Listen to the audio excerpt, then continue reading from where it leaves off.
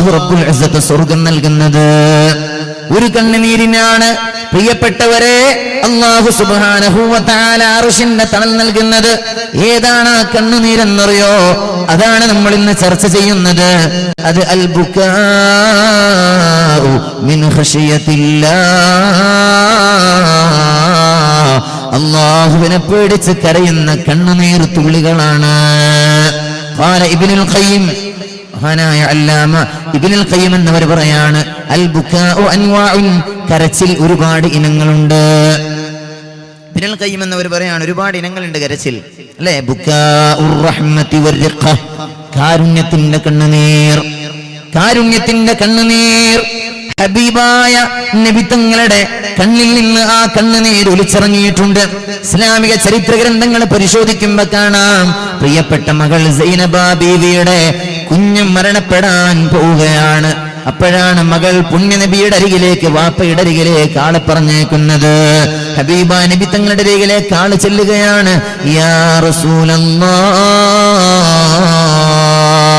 അങ്ങയുടെ മകളുടെ കുട്ടി മരണപ്പെടാൻ പോവുകയാണ്, മകൾ അങ്ങയോട് ചെല്ലാൻ പറയുന്നുണ്ട്. ഹബീബ നബി തങ്ങൾ എന്തോ ഒരു തിരക്ക് കാരണം മകളോട് ഇപ്പോൾ വരാമെന്ന് പറഞ്ഞു, മകളോട് സമാധാനിക്കാൻ പറയണം. ഹബീബ നബി തങ്ങൾ ആ വന്നയാളോട് പറഞ്ഞേച്ചു, ഞാൻ ഉടൻ വരാം, മകളോട് സമാധാനിക്കാൻ പറയണം. ഹബീബായ നബി തങ്ങളുടെ അഭ്യർത്ഥനയുമായി ആ ചെറുപ്പക്കാരൻ പോവുകയാണ്. മകളോട് പറഞ്ഞു, മകൾ പറഞ്ഞു, ഇല്ല ഹബീബ്, എന്റെ വാപ്പ ഉടനെ തന്നെ വന്നു വേണം, ഇപ്പോൾ തന്നെ വാപ്പ വരണം. ഹബീബായ നബി തങ്ങളുടെ അരികിൽ വീണ്ടും ചെന്നു. പുണ്യനബി തങ്ങൾ ഓടി വന്ന് പ്രിയപ്പെട്ട മകളുടെ അരികിലേക്ക് നേരെ വന്ന് മരണപ്പെടാൻ പോകുന്ന കുഞ്ഞിനെ തന്റെ കയ്യിലെടുക്കുകയാണ്, മാറോട് ചേർത്ത് പിടിക്കുകയാണ്. അന്നേരം ഹബീബിന്റെ ഇരുനയനങ്ങളിൽ നിന്നും ഹിമഗണങ്ങൾ ഒഴുകുകയാണ്. സഹാബത്ത് ചോദിച്ചു, കൂടെയുള്ള സഹാബത്ത്, യാ റസൂലല്ലാഹ്, നബിയേ, ഞങ്ങളോട് കരയരുത് എന്ന് പറയാറുള്ള അങ്ങ് തന്നെ കരയുകയാണോ നബിയേ? പുണ്യനബി സല്ലല്ലാഹു അലൈഹി വസല്ലമ തങ്ങൾ ആ സ്വഹാബിയോട് പറഞ്ഞത്, ദാക റഹ്മത്തുൻ, ഇത് കാരുണ്യത്തിന്റെ കണ്ണുനീരാണ്. ദാക റഹ്മത്തുൻ, ഇത് കാരുണ്യത്തിന്റെ കണ്ണുനീരാണ്. ജഅലഹല്ലാഹു ഫീ ഖുലൂബി ഇബാദിഹിർ റഹ്മാ, അവന്റെ കാരുണ്യമുള്ള അടിമകളുടെ ഹൃദയങ്ങളിൽ അല്ലാഹു സന്നിവേശിപ്പിക്കുന്ന കാരുണ്യത്തിന്റെ കണ്ണുനീരാണിത് എന്ന് ഹബീബ് നബി മുഹമ്മദുർ റസൂലുള്ളാഹി സ്വല്ലല്ലാഹു അലൈഹി വസല്ലമ തങ്ങൾ പറയുകയാണ്, ബുകാഉർ റഹ്മ, ഇത് കാരുണ്യത്തിന്റെ കണ്ണുനീർ. രണ്ടാമത്തേത് ഇബ്നുൽ ഖയ്യിം എന്നവർ പറയാണ്, ബുകാഉൽ ഖൗഫി വൽ ഖശിയ, രണ്ടാമത്തേത് ഭയപ്പാടിന്റെ കണ്ണുനീരാണ്, ഭയന്നുകൊണ്ട് കരയലാണ്. അതാണ് നമ്മുടെ വിഷയം. അല്ലാഹുവിനെ പേടിച്ച് അവനെ ഓർത്ത് കരയുക, അതാണ് നമ്മുടെ വിഷയം.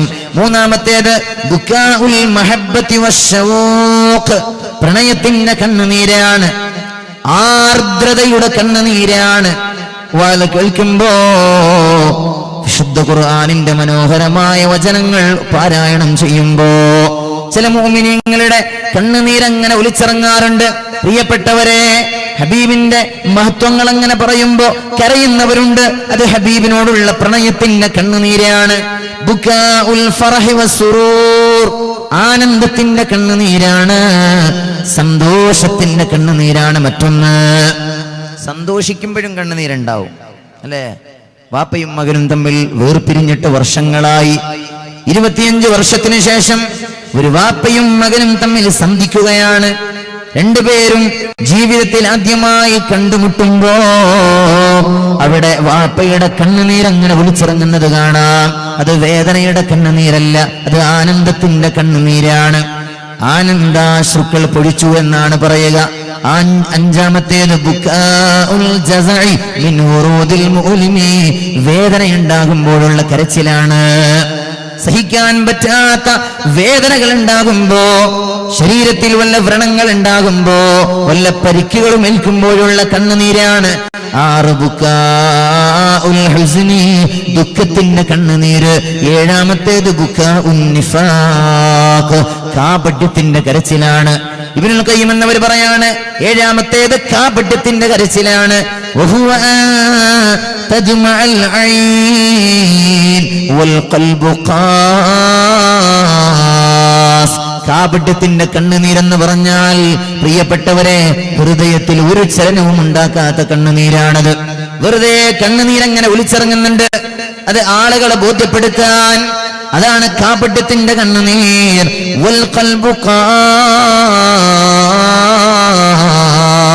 ഹൃദയം കഠോര ഹൃദയം തന്നെയാണ്, എന്നാലും കരയും അത് കാപട്യത്തിന്റെ കണ്ണുനീരാണ്.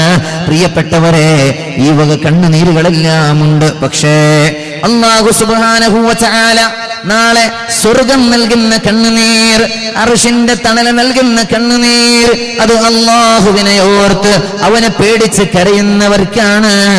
അവർക്കാണ് അല്ലാഹു സ്വർഗം നൽകുന്നത് എന്ന് ഹബീബ് നബി മുഹമ്മദുർ റസൂലുള്ളാഹി സ്വല്ലല്ലാഹു അലൈഹി വസല്ലം